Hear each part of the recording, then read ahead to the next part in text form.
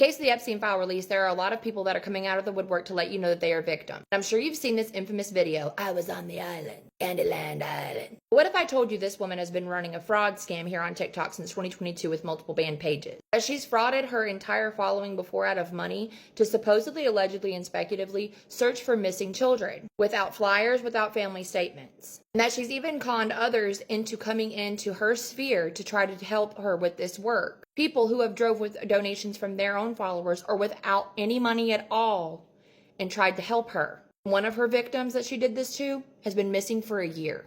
Rebecca heard Cassiopeia and Brittany's plea to go help find these children that are in these tunnels that is by this hotel, and Rebecca took it upon herself to get in her car and drive down to meet them, where she was eventually stranded, and she ended up accidentally getting a man who was a manager of a hotel fired because he was attempting to try to help her. Rebecca describes her experience. She was there for over a week. She was searching all the areas, even belly crawling through tunnels to try to find kids. And Rebecca and Brittany skipped town and abandoned her in a parking lot that she was sleeping in her car. They took the money for the donations and they used the donations in order to buy pre-rolls, other nefarious products and items that I cannot mention on TikTok, and essentially drove off and left Rebecca in the dust. They did end up transferring $70 to her Cash App and $30 the next day in order for her to get home on. But outside of that, there wasn't any efforts that they were putting forth. Fast forward to today, Rebecca's been missing for over a year. If you see her, please contact a sheriff's department near you to let them know that you have seen this woman. I apologize. I don't know many details about her. All I know is she is missing and she has a family and she needs to be found.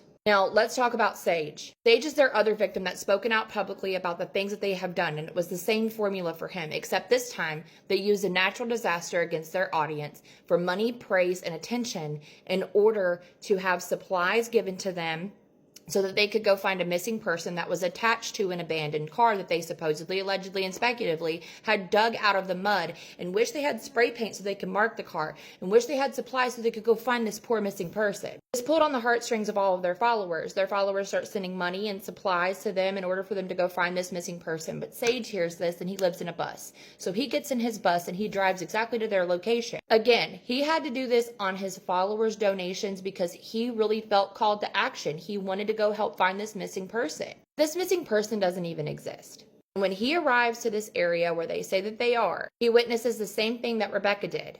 They're using all of the money for pre-rolls and other nefarious products. They only pull their camera out one time when he rolls up and they don't document any further. Sage puts forth all the effort that he has in order to find this missing person and quickly realizes that he's been scammed. Sage also talks about how there are other things that are connected to Cassiopeia and Brittany. There are several other dangerous people that may be in contact with them or surround them on a daily basis. This made Sage feel threatened. Cassiopeia has made several wild claims since 2022. And all of them, I cannot stress enough, ties right back to the QAnon conspiracy theories that were created by Ghislaine Maxwell and Jeffrey Epstein with a flutter of a keyboard and the flick of a wrist on 4chan. Cassiopeia's newest claims are that her pictures and her name are all over the files. Cassiopeia claimed in the past that she was transported and trafficked on Elk Island, Montauk Island, and Catalina Island. And now her newest claim is that she was on Epstein Island. Cassiopeia has claimed that her name is in there thousands of times, but when you search up her name, Cassiopeia Regino Didino, she doesn't pop up. Cassiopeia has also stated that there are hundreds of pictures of her on that island, none of which exist, and she's not shown them, and she also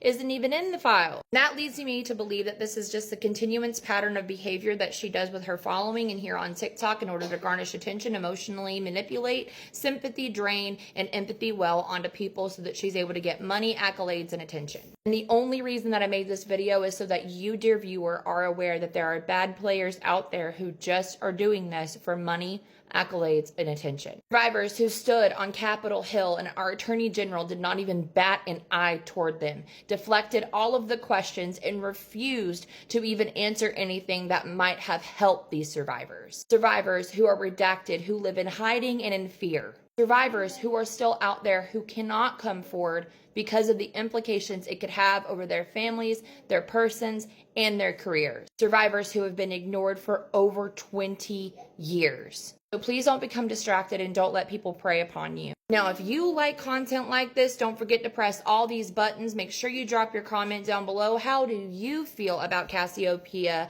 and Brittany? of Beyond Duality Inc. I hope you have a beautiful day. Please stay blessed, stay happy, stay safe and stay full, and please, for the love of God, remember not to shit your pants. And I will talk to you later. Bye.